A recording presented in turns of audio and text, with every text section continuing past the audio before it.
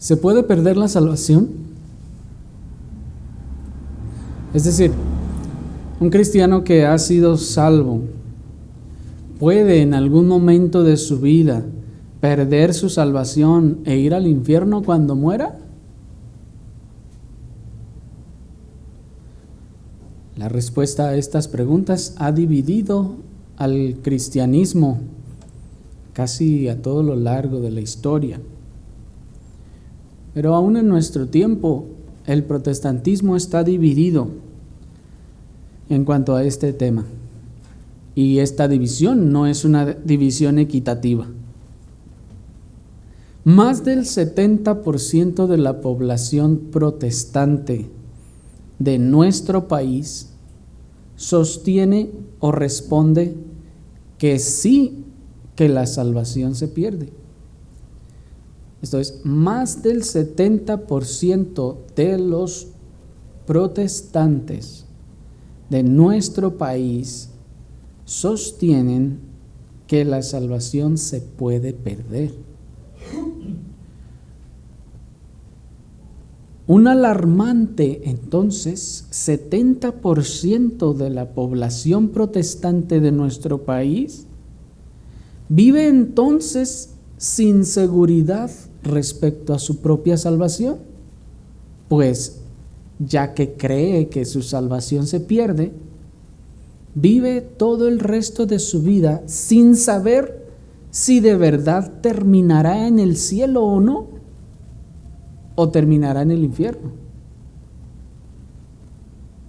Un alarmante, más del 70% de la población protestante de nuestro país vive sin seguridad de su propia salvación. No sabe más del 70% si al final terminará en el cielo o no. Más del 70% de la población protestante de nuestro país vive sin una esperanza segura de salvación, sino con una esperanza endeble o parcial respecto a su salvación. Esto es, están en la iglesia, van a la iglesia y dicen somos cristianos, pero ustedes le preguntan, ¿terminarás en el cielo o no? Bueno, si así, o si asá, o si le echo ganas, o si tengo fe, o si a la última no peco de tal modo que entonces no termine, pues yo espero al menos alcanzar a pasar de panzazo.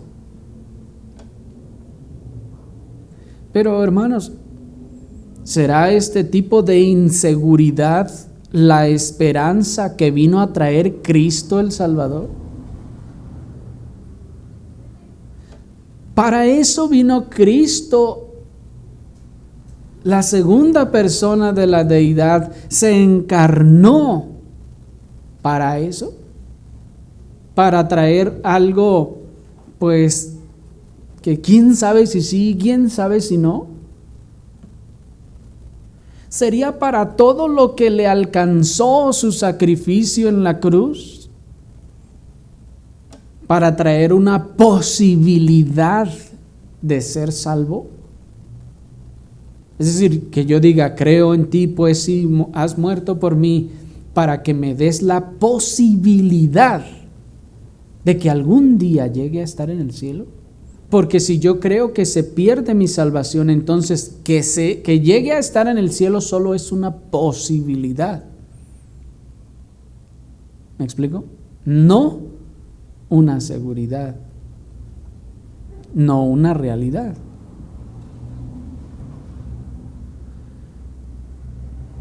¿Será entonces que para eso le alcanzó solamente el sacrificio de Cristo en la cruz, solo para dar salvación momentánea y susceptible de perderse en cualquier momento?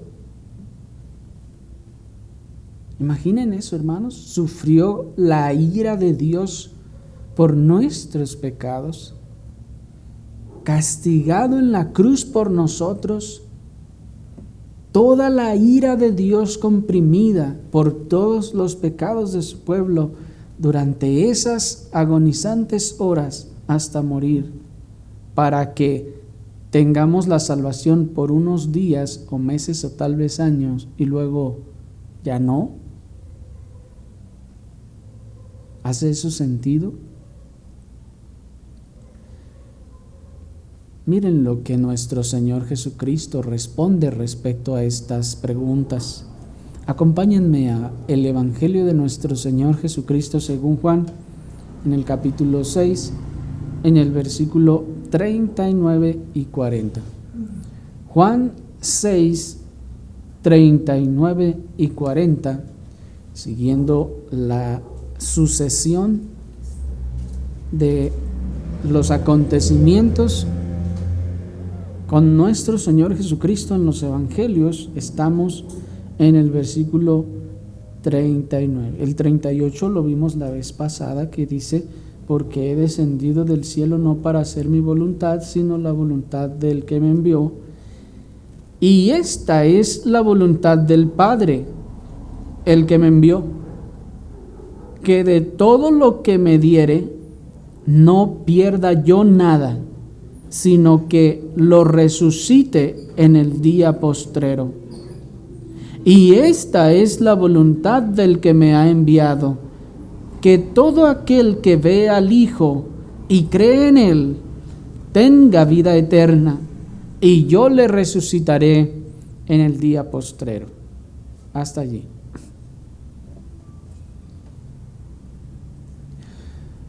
La postura sobre que la salvación se pierde, hermanos, es una postura típica del sistema de salvación por obras, pues ya que el hecho de que la salvación se pueda perder es una consecuencia natural de la salvación o la supuesta salvación por obras. En otras palabras, los que tienden a creer que la salvación se pierde son los que tienden a creer que la salvación es por medio de sus obras, o se alcanza o se gana por medio de sus obras, y esa es la razón por la que tienden a pensar que la van a perder. Pues si la alcancé porque me porté bien, porque fui bueno, justo, santo y perfecto, pues el día que ya no me porte bien, o me porte más o menos, o ya no sea tan bueno, justo y santo y perfecto como pienso que soy ahorita, entonces podré perderla. ¿Me explico?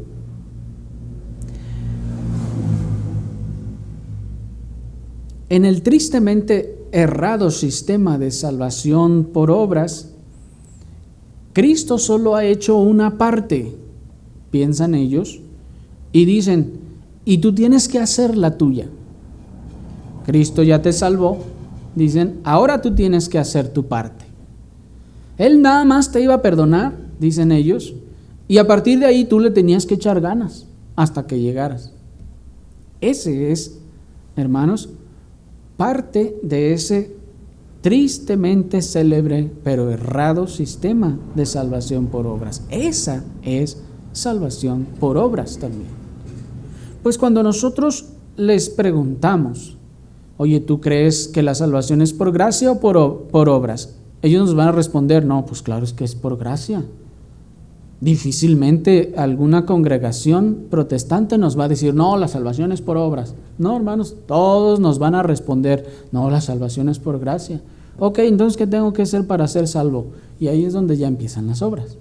Bueno, mira, tú échale ganas, tú, no sé, haz tu oración, pasa estas 4 leyes, bautízate, sigue adelante, échale ganas, y entonces, si te portas bien, vas a ser salvo. Hermanos, ¿es esa salvación por gracia? Evidentemente no. Según ellos, Cristo ya te perdonó y te salvó, pero ahora tú tienes que mantenerte salvo hasta el día de tu muerte. Eso, inevitablemente, es un sistema de salvación por obras. puesto que entonces Cristo nada más me hace una parte, pero yo tengo que hacer la otra. Y al final, lo que Cristo me dio no fue salvación, sino la oportunidad de que pudiera algún día llegar a ser salvo. ¿Me estoy explicando? Sino que me puso tal vez solamente en el camino para que yo si le sigo por allí, termine allá. Pero nuestro texto, hermanos, no apoya para nada ese sistema de creencias, pues nuestro texto enseña que no era el propósito del Padre, no era ese el propósito del Padre al enviar a Cristo. ¿Cuál era el propósito del Padre para enviar a Cristo? Bueno, el texto lo dice, miren. Por eso dice el verso 38. Porque he descendido del cielo para hacer, ¿qué? La voluntad, no hacer mi voluntad, sino la voluntad del que me envió. ¿Ok? ¿Y cuál es la voluntad del que te envió? Bueno, esta es la voluntad del Padre, el que me envió. ¿Cuál? Que de todo lo que me diere, no pierda yo nada, sino que lo resucite en el día postrero. La expresión la voluntad del Padre indica que hay un deseo expreso, hermanos, de entrada. Si el Padre ha expresado su voluntad, entonces el Padre ha expresado su deseo. ¿Sí? Hay un propósito específico entonces de parte del Padre al enviar a Cristo. ¿Sí es claro? La voluntad de Dios entonces, el Padre, Dios el Padre, le ha enviado a hacer su voluntad. En este sentido entonces voluntad se entiende como propósito, o hacer su mandato, hacer su encomienda. ¿Cuál es entonces el propósito? ¿Cuál es el mandato y cuál es la encomienda que le dio?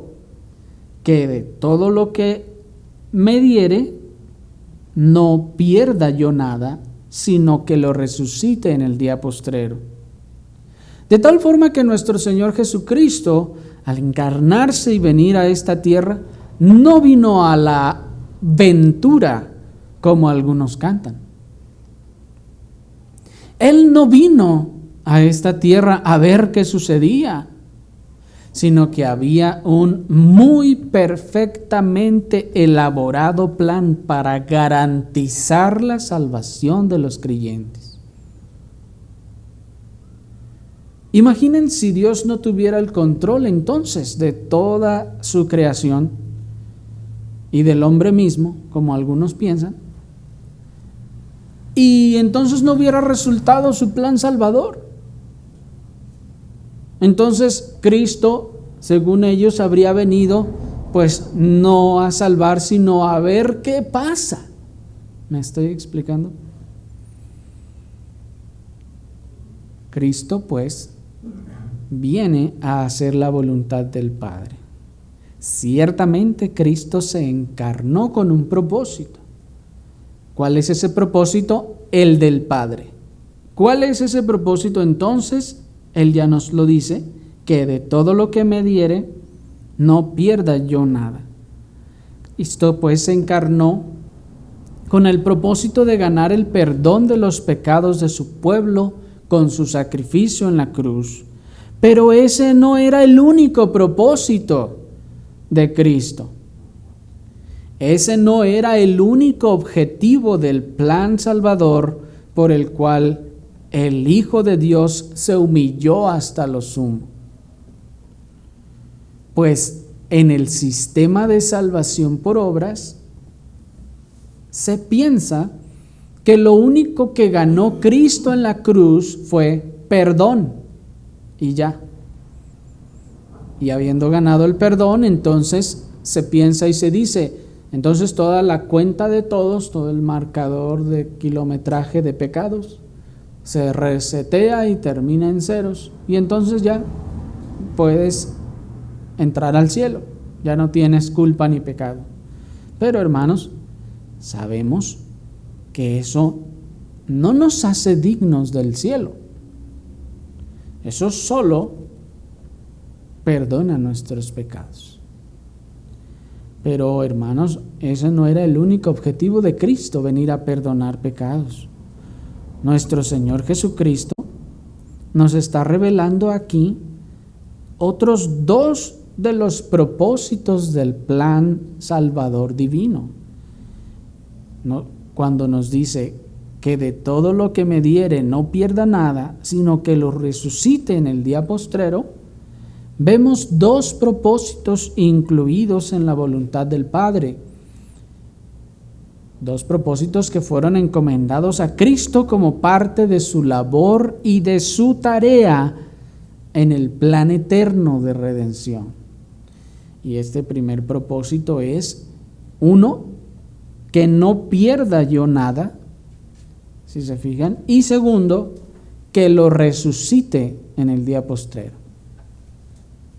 Y hemos hecho énfasis, hermanos, en el propósito de Dios, no solo por el hecho de que Cristo no vino a la aventura, no solo por el hecho de que Cristo no vino a ver qué sucede, no solo porque no vino a hacer algo, una gran labor para que al final solo hubiera una posibilidad.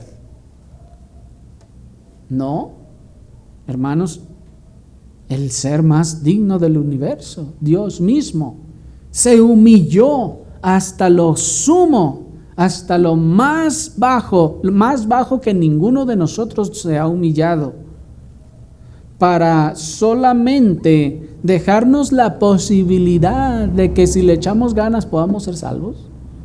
¿Hace eso sentido? ¿Me explico? El Dios soberano, todo sapiente, el ser más sabio del universo, que tiene el poder de hacer todo lo que desee, envió a Cristo a morir solo para que fuera posible que pudiéramos salvarnos. O, en todo caso, para darle la salvación a alguien que luego va a perder. De ninguna forma. Había propósitos y aquí hay dos. En ese plan de redención, Cristo, en ese plan eterno, tenía una tarea. Número uno, que no pierda yo nada. Aquí, hermanos, si podemos notar, Cristo es presentado como un guardián. Cristo es presentado como un guardián que evita el extravío de aquellos a quienes resguarda. Pues dice que de todo lo que me diere no pierda yo nada. Cristo entonces se presenta como un protector que impide la destrucción de aquellos que el Padre le da. Pues la palabra griega que se tradujo como pierda es la palabra griega apolumi, que significa destruir, significa destrucción o destruir. Lo que nos enseña entonces que la labor preservadora de Cristo está directamente relacionada con la salvación eterna. Esto es, Cristo está diciendo, esta es la voluntad del Padre, esto es lo que me mandó a hacer el Padre, que de lo que Él me da, ¿quién es eso? Todo lo que me da, ya vimos la ocasión anterior, que ese todo es un grupo de personas, es un pueblo que el Padre le da, y dice Cristo, todos esos que el Padre me da, yo no pierda nada. Noten que allí hay una figura, el Padre le está entregando algo al Hijo. Cristo entonces toma eso, ¿y cuál es su labor? No perderlo, resguardarlo, cuidarlo. Entonces, ¿de qué lo va a cuidar? De la destrucción, de que no se pierda. Y esta palabra destrucción entonces nos está aludiendo a la destrucción eterna.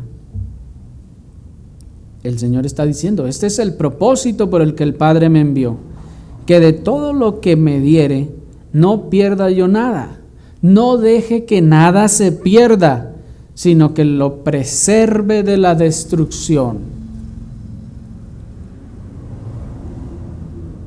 De manera que uno de los propósitos, pues, del Padre es que Cristo preserve de la destrucción eterna a todos los que Él mismo le da. Una de las tareas de Cristo entonces es preservar de la destrucción a todos los que el Padre le da. Entonces, si su tarea es preservarlos de la destrucción, ¿cómo puede ocurrir que alguien venga a ser salvo y luego termine en la destrucción, en el infierno? Eso significaría que aquello que se le dio a Cristo no lo preservó, no lo guardó, no lo resguardó, sino que se le resbaló, se le cayó, se le extravió, se le perdió y terminó en el infierno. ¿No es eso, hermanos, algo ofensivo para la persona de Cristo el Señor?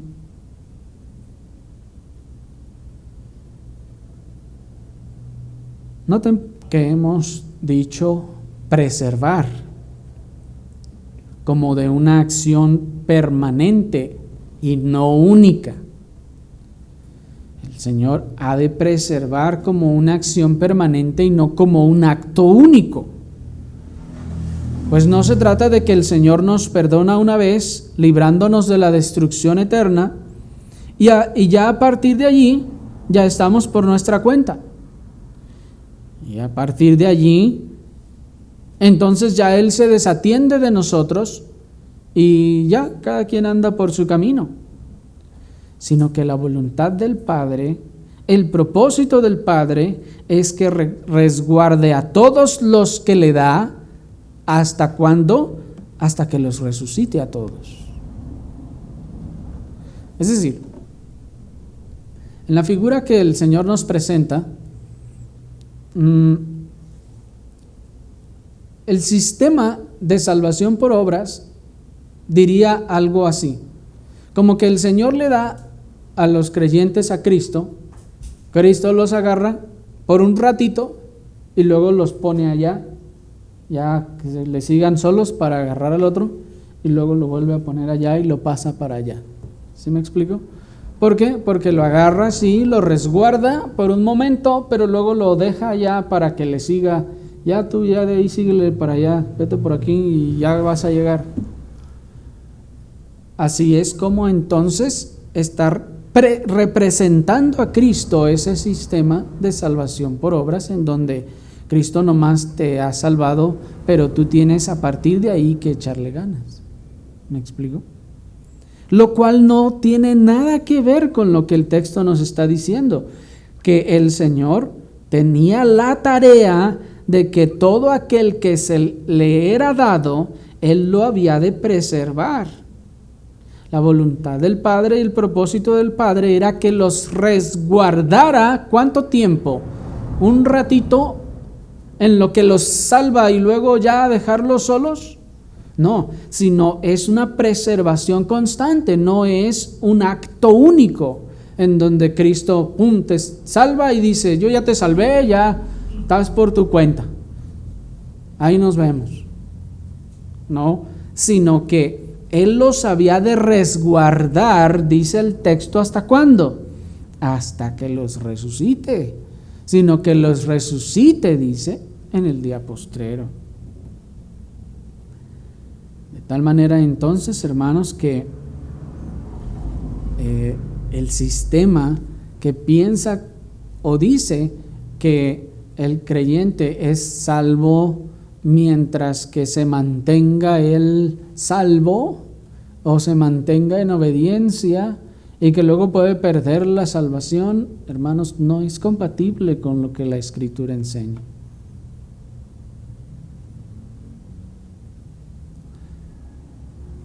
¿Cómo o de qué forma entonces el Señor preservará a aquellos a quienes le ha sido dado por el Padre? ¿Cómo los va a preservar para que no se pierdan? ¿Cómo los va a preservar entonces para que esa salvación no se termine? Porque, bueno, el sistema de obras dice que Él ya nos ha salvado y que cada quien se debe preservar a sí mismo. ¿Sí? El sistema de obras enseña eso. El Señor ya te ha salvado y tú ya te preservas solo hasta el final. Échale ganas y quién sabe, si te portas bien y te preservas tú mismo, vas a terminar en el cielo. Si no, pues no. Cristo ya hizo todo lo que podía hacer, dicen, o todo lo que iba a hacer. Nada más. Pero hermanos, como alguien ha preguntado, bueno, ¿y qué pasa si alguien peca entonces? ¿Pierde su salvación?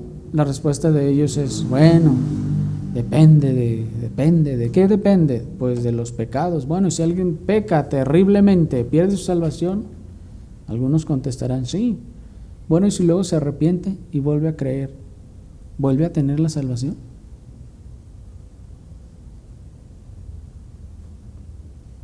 Y ahí es donde entonces empiezan las dudas. Pues sí. Entonces la salvación se puede estar ganando y perdiendo y ganando y perdiendo. O sea, pues ¿a qué estamos jugando? No, Cristo fue sacrificado una sola vez por los pecados, por todas, para siempre. Pero lo que la Escritura enseña, hermanos, es que Cristo es quien preserva a los que han creído genuinamente y los preserva salvos hasta el día de su glorificación. ¿Cómo hace Cristo para preservarlos salvos hasta el día de su glorificación? Bueno, la respuesta es obedeciendo Él por nosotros. En el sistema de obras se dice es que si tú pecas entonces vas a perder tu salvación porque pues no obedeciste y pues no vas a terminar siendo salvo. ¿Cómo entonces el creyente, siendo preservado por Cristo, va a terminar en salvación? Bueno, la respuesta es que Cristo es el que obedece por nosotros. Una cosa que el evangelicalismo de nuestro tiempo no enseña ni predica es precisamente la justicia de Cristo. Sí, por lo general se predica el perdón de Cristo, pero en muchos lugares no se predica la justicia de Cristo. Esta justicia de Cristo puesta en la cuenta de todo aquel que cree. Y dicen, sí, Cristo te va a perdonar, Cristo te va a borrar tus pecados, sí, Cristo te va a poner tu cuenta en ceros, y ya.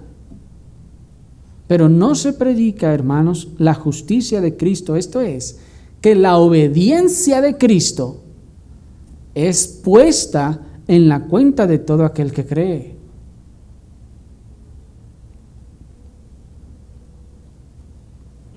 Cristo no vivió de forma perfecta solo para cumplir la ley y ya. Pues todos, el que piensa que cree que la salvación se pierde y los que encontramos que en la Escritura que no se pierde, todos estamos de acuerdo en que Cristo vivió de una manera perfecta y que uno de los propósitos era cumplir la ley de manera perfecta. Ahora, pero entonces, ¿para qué iba a cumplir la ley de manera perfecta? ¿Solo para cumplir la ley de manera perfecta y ya? No, hermanos, sino Él vino a cumplir la ley de Dios de manera perfecta para cumplirla en nuestro lugar y para entonces, además, legarnos a nosotros todos los beneficios derivados de su perfecta obediencia. ¿Sí me estoy explicando? Que Cristo haya obedecido de manera perfecta a la ley de Dios tenía varios propósitos. Entre ellos está el cumplir esa ley en nuestro lugar. Esto es, que Dios no nos va a demandar a nosotros el cumplimiento de la ley para salvación, para que así podamos entrar al cielo, sino se lo va a demandar a Cristo, o se lo ha demandado a Cristo.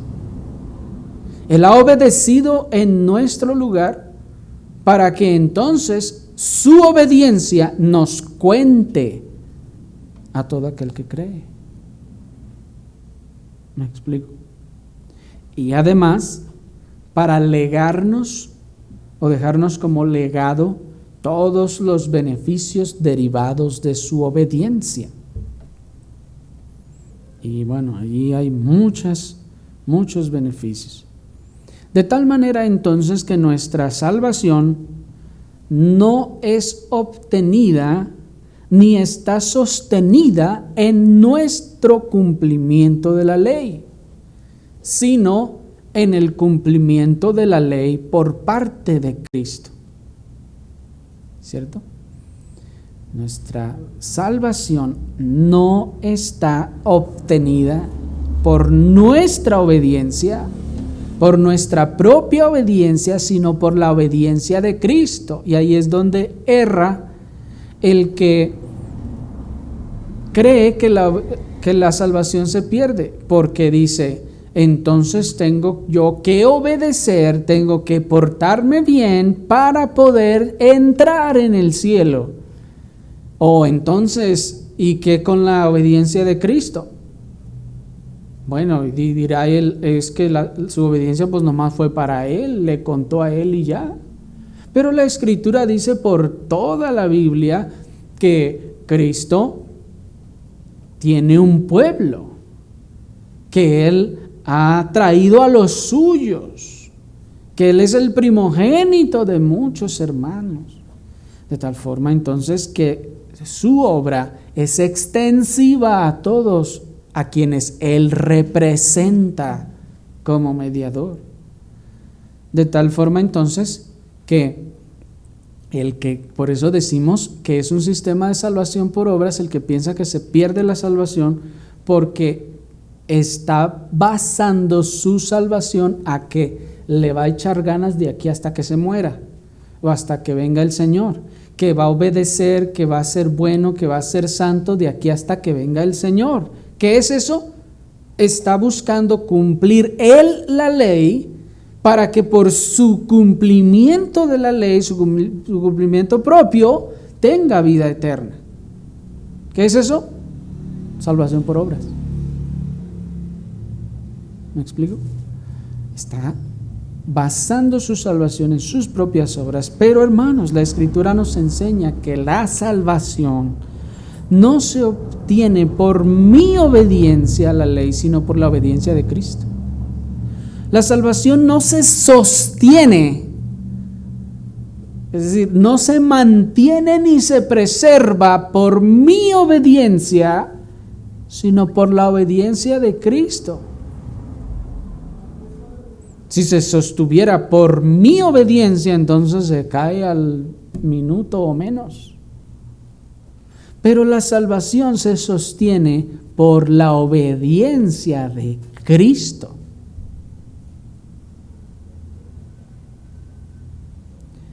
Porque las promesas del pacto, hermanos, otra cosa importante, no me fueron hechas a mí, sino a Cristo. Aquí está otra parte donde hierra el sistema de salvación por obras.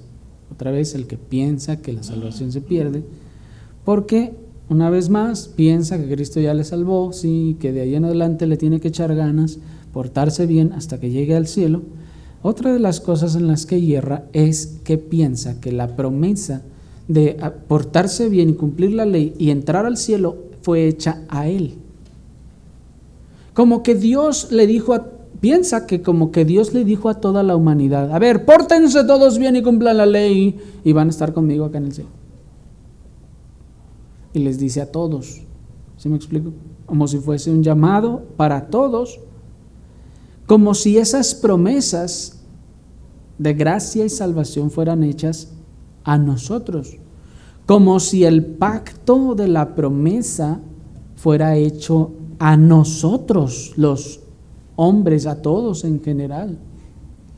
Pero he aquí otro error: la promesa y el pacto son hechos a Cristo. Dice Gálatas capítulo 3, versículo 15 al 19, si lo pueden encontrar rápidamente. Vamos a leer lo que dice el apóstol respecto a estas cosas que estamos diciendo de la promesa y los pactos. Dice Gálatas 3, versículo 15: hermanos, hablo en términos humanos. Un pacto, ¿se fijan?, aunque sea de hombre, una vez ratificado, nadie lo invalida ni le añade. Ahora bien, o sea, ya se acabaron los términos humanos. Ahora va a traer una aplicación. Ahora bien, a Abraham fueron hechas las promesas. ¿Cuáles promesas? Que en tu simiente serán benditas todas las familias de la tierra, y esta bendición implica salvación, ¿se acuerdan? A Abraham fueron hechas todas las promesas y a su simiente. De hecho, en los versículos anteriores es donde el apóstol, hablando de la promesa, dice que era la salvación para los gentiles. Pero sigue diciendo el versículo 16. No dice y a las simientes, como si hablase de muchos, sino como de uno, y a tu simiente, la cual es Cristo. Entonces, ¿a quién fue, según el texto y la interpretación del apóstol Pablo, a quién le fueron hechas las promesas? ¿A todo ser humano? ¿A los israelitas? No, a tu simiente, esto es Cristo. ¿A quién fue hecha la promesa? A Cristo. Esto pues digo, un pacto previamente ratificado por Dios, el pacto previamente ratificado por Dios para con Cristo, ¿se fijan? La ley que vino 430 años después no lo abroga para invalidar la promesa. Entonces, pues, el Señor nos dice aquí, hay un pacto que fue previamente ratificado. Por eso nos dijo en el verso 15 que un pacto, aunque sea de hombre, una vez ratificado, nadie lo invalida ni le añade. Pues les digo algo, dice el apóstol. Hubo un pacto que Dios ratificó ¿con quién? ¿Con usted? ¿De que si se portaba bien iba a terminar en el cielo? No, fue un pacto que Dios ratificó con Cristo. No con nosotros, con Cristo. Por tanto, la promesa de cumplimiento del pacto, ¿a quién fue hecha? A aquel con quien se hizo el pacto, no a los demás. ¿Me explico?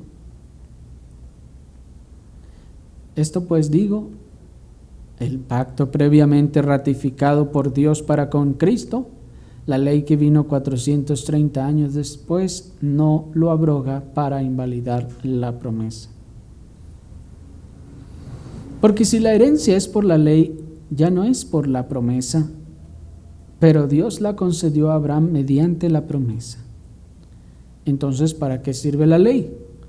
Fue añadida a causa de las transgresiones, hasta que viniese la simiente a quien fue hecha la promesa, y fue ordenada por medio de ángeles en mano de un mediador.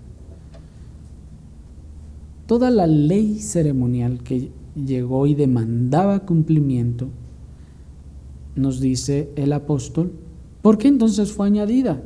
Por causa de las transgresiones. ¿Por qué fue añadida entonces esa economía de la ley, de la obediencia a la ley? Por causa de las transgresiones. Pero era un propósito temporal de Dios, puesto hasta que viniera la simiente a la que fueron hechas las promesas. Y esto es Cristo.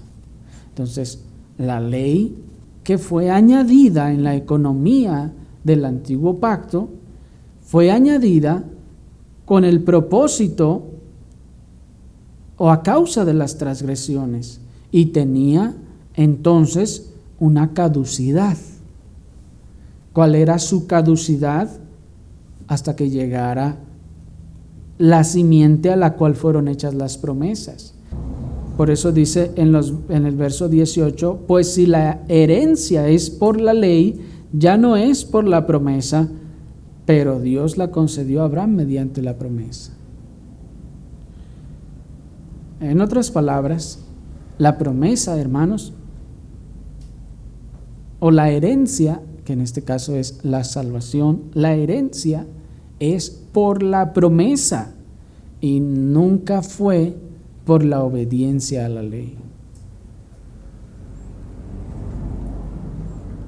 Volvemos a nuestro texto y nos preguntamos, ¿cómo era que Cristo había de guardar, conservar o preservar a ese pueblo que el Padre le dio para que no terminara en destrucción o en condenación? A través de el guardar Él mismo el pacto de salvación hecho con el Padre. ¿Cómo los iba a preservar? A través de guardar Él mismo el pacto. Y noten que la ley entonces fue añadida a causa de las transgresiones hasta que viniera Cristo. Y eso, hermanos, también nos enseña mucho. Pero noten entonces que el pacto, hermanos, no fue hecho con nosotros. Dios no hizo pacto con nosotros diciendo, si te portas bien, vas a estar acá conmigo, te voy a salvar. No, el pacto fue hecho con Cristo de salvar. El pacto, entonces, no reposa en nuestros hombros. Ahora, hay una combinación en el sistema de obras y promesa de salvación, puesto que se combina pensando que sí, Cristo ya me salvó, pero yo tengo que obedecer.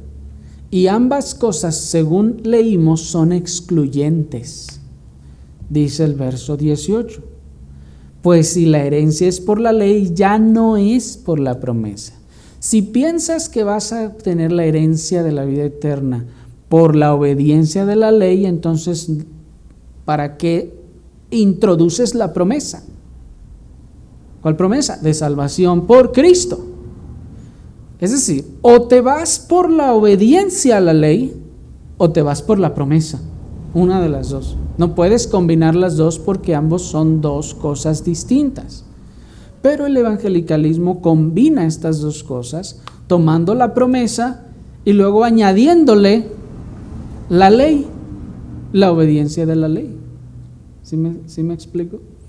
De tal forma que entonces, según pretende tomarse de la promesa salvadora de Cristo y luego de allí, según esto, teniendo la promesa, seguir obedeciendo la ley hasta alcanzar su vida eterna, lo cual es completamente contradictorio. Son dos términos o dos situaciones que se excluyen la una de la otra. O si vas por la ley, entonces ya no puedes ir por la promesa, y si vas por la promesa, entonces no puedes ir por la ley.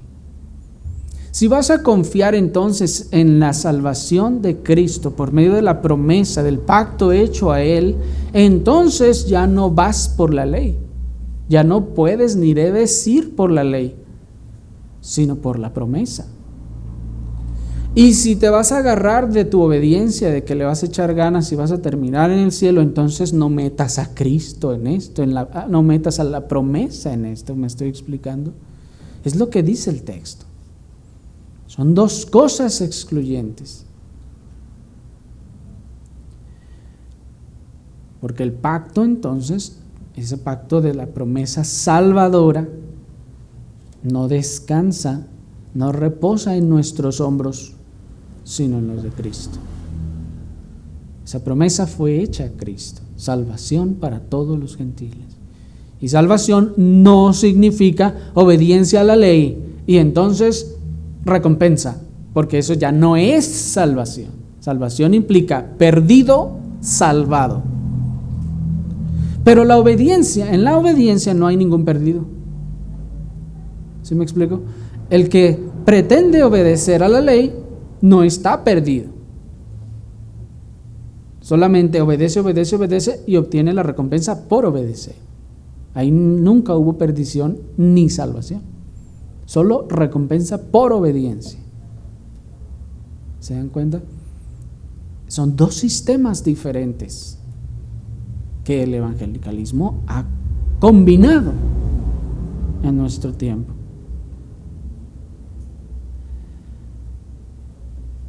Si yo hubiera tenido, pues, entonces la responsabilidad de guardar mi propia salvación, de preservarme a mí mismo, hermanos, ya me hubiera perdido inmediatamente después de haber sido salvo.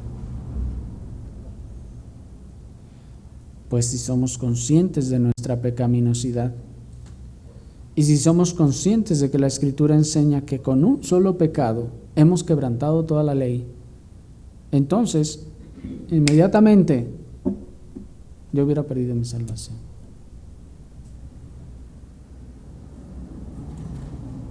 Porque si un pecado nos va a enviar al infierno o va a enviar a todo mundo al infierno, entonces ya la perdimos. Ya lo hubiéramos perdido, pues. Pero hermanos, por eso la Escritura nos enseña que Cristo es el único y suficiente mediador entre Dios y los hombres. Él es el único y suficiente mediador para sostener el pacto entre Dios y Él, para traer a todos los hombres a Él. ¿Me explico? Por eso Cristo es mediador, porque el pacto es hecho con Él. Y entonces Él trae a su pueblo ante Dios. ¿Sería acaso Cristo entonces tan descuidado como para perder algo de lo que el Padre le dio? Pues eso es lo que enseña el sistema de salvación por obras, o ese sistema híbrido combinado de obras y gracia, que piensa que Cristo lo salvó, que el Señor le salva, se lo da a Cristo y entonces se le perdió, se le fue al mundo, se le escapó a Cristo y allá anda, como decían en el mundial, ya perdió su salvación. ¿Puede sucederle eso a Cristo? ¿Cristo sería tan descuidado como nosotros? ¿Es Cristo un hombre falible como nosotros?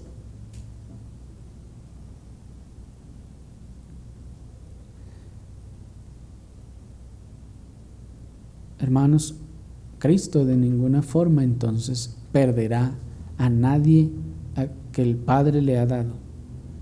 Y esta es la razón por la que nos dice que le resucitará para vida a todo aquel que el Padre le da en el día postrero. Miren el versículo 40. Volvemos a Juan 6:40, que nos dice: y esta es la voluntad del que me ha enviado, que todo aquel que ve al Hijo y cree en Él tenga vida eterna, y yo le resucitaré en el día postrero. Esta es la segunda tarea, el segundo propósito en nuestro texto que veíamos que el Padre tiene al enviar a Cristo, que lo resucite a todos los que le da en el día postrero. Se sobreentiende, hermanos, que la resurrección a la que nuestro Salvador se refiere es la resurrección para vida, pues el mismo texto pone claro que se trata de la vida eterna, pues dice que todo aquel que ve al Hijo y cree en Él tenga vida eterna. Entonces la resurrección de la que está hablando es la resurrección para vida, se sobreentiende claramente por el texto, ¿cierto? ¿Y por qué hacemos esta aclaración, hermanos? Porque ciertamente va a haber una resurrección, pero solo una resurrección. No como en muchos lugares se cree que va a haber una resurrección de buenos y otra resurrección de malos. No, la Escritura nos enseña que habrá una sola resurrección. Justos e injustos, todos por igual, habrán de resucitar o habremos de resucitar. Entonces, pero todos los que resuciten, unos resucitarán para vida eterna y otros para condenación eterna. La resurrección de la que el Señor habla, entonces es, por el texto se entiende, para vida eterna. Y miren la seguridad, hermanos, con la que Cristo nuestro Señor declara desde ahora diciendo: yo le resucitaré en el día postrero.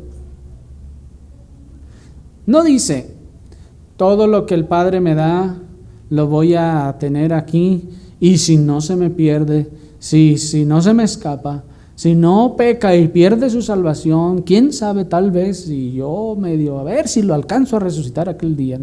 Dice así. No, hermanos, no es una posibilidad. El Señor no está diciendo: el que yo resguarde, si se porta bien, si obedece a la ley, entonces lo resucitaré. No dice así. Sino que dice que a todo aquel que ha recibido, dice, ya desde que lo recibió, ya tiene por seguro que le resucitará en el día postrero. Noten que esa declaración es firme y clara y no acepta posibilidades, sino dice: al que yo recibí, es seguro, yo lo resucitaré en el día postrero. Así que, queridos amigos, la salvación de todos los creyentes verdaderos está asegurada en Cristo. ¿Sí?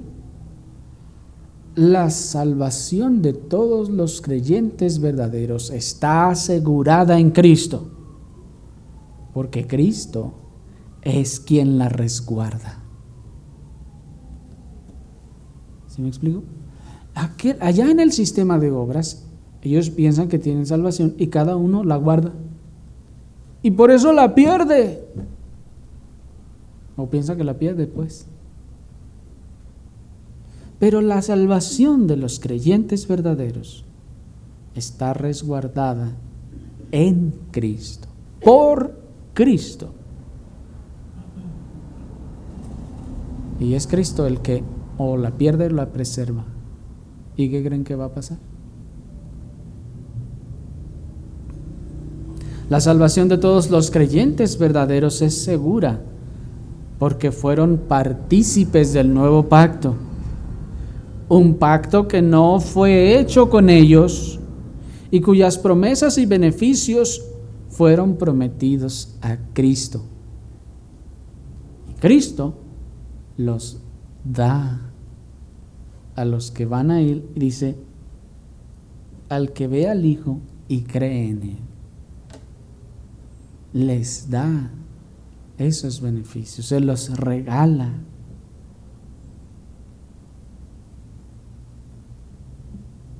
Así pues, el desconocimiento de la obra de gracia en el corazón de los que creen en el sistema de obras les suele suscitar unas preguntas típicas que ellos se suelen hacer. Esto es, ellos desconocen sobre la obra de la gracia en el corazón,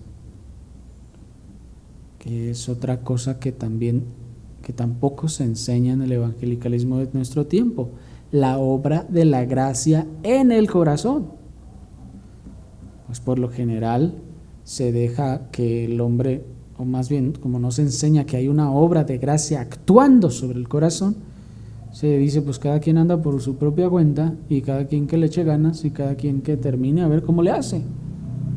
Y se desconoce una obra de salvación, una obra que el Espíritu está influyendo en el creyente.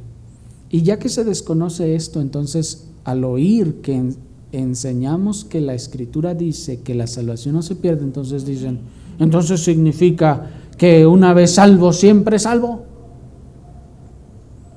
Y preguntan y dicen, entonces eso significa que ya podemos vivir entonces como queramos y hacer lo que queramos, que al cabo nuestra salvación no se va a perder. Porque esas son las preguntas típicas de los que sostienen el sistema de salvación por obras. Y dicen, significa entonces que no importa todo el pecado y la maldad que yo haga, que al cabo ya soy salvo. ¿Significa eso así? La respuesta a estas y a muchas otras preguntas semejantes es no, no de ninguna forma, sino que aquellos que han sido genuinamente salvos han sido regenerados en su corazón. Esto es que sus inclinaciones y deseos ya no se abalanzan al pecado como lo hacían antes de conocer al Señor, antes de ser salvos, antes de recibir gracia, sino que ahora la gracia de Dios en el corazón les inclina a la obediencia, a la santificación. Les humilla también y les provee la pobreza de espíritu y la humildad para no confiar en sí mismos, como dice la palabra, en sus propios corazones, sino que ruegan por gracia para no ir al pecado, pues ahora esa gracia les ha hecho odiar y aborrecer el pecado a los salvos, de tal forma que uno que ha sido salvo irá y se revolcará en el pecado tremendamente porque no va a perder su salvación. No, el que ha sido genuinamente salvo es lo que más teme: volver al mundo y volver a donde estaba, volver a la situación en la que estaba y vivir como vivía.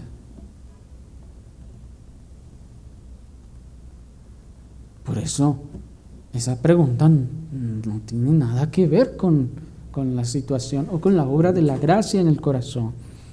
El que ha sido salvo y la obra de la gracia está obrando en su corazón, ahora solo desea obedecer y someterse de la manera más perfecta que su naturaleza imperfecta le permita a la ley y voluntad de Dios. Anhela y ama, desea someterse de la manera más perfecta que su naturaleza imperfecta le permite. Y no va a hacer eso.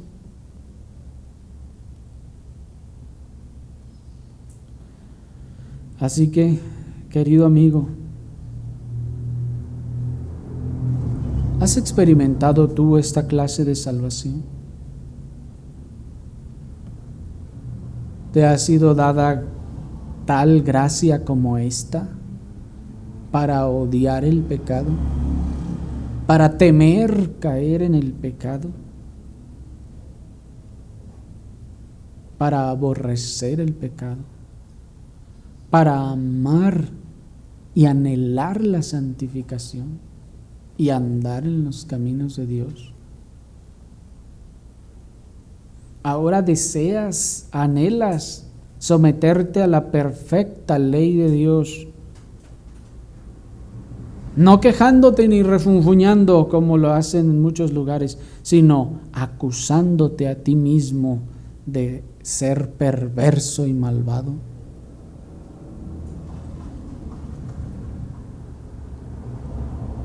Pues si no te ves como el gusano inmundo que eres, no hay gracia en el corazón. No ha habido gracia en el corazón, pues la gracia nos da la pobreza de espíritu. La gracia nos humilla para que siendo humildes nos veamos como lo que somos, como lo que nuestra naturaleza es, perversa y malvada, y entonces nos aborrezcamos a nosotros mismos, aborrezcamos lo que somos y lo que vemos que se manifiesta en nuestra naturaleza humana. Así que, querido amigo, has podido ver tu inmundo pecado, de tal manera que te aborreces a ti mismo de ver lo malvado que eres.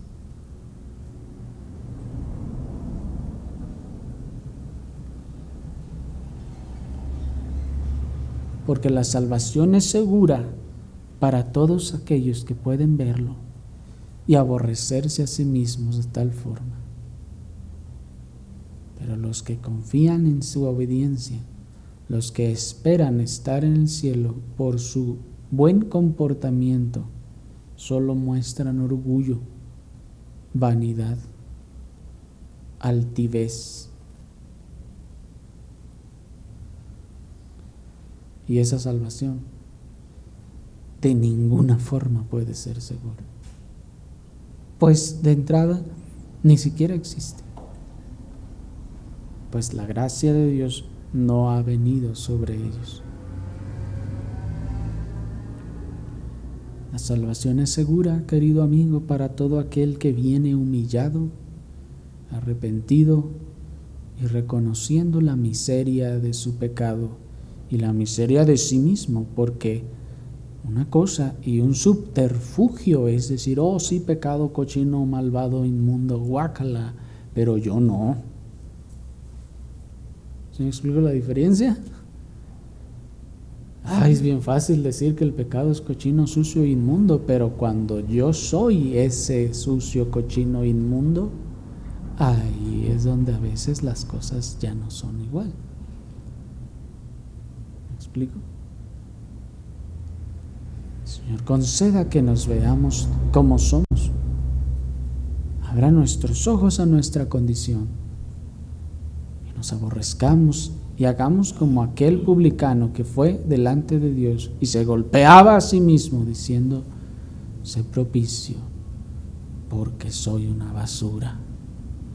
Sé propicio a mí, Señor, porque soy un miserable, inmundo y perverso pecador.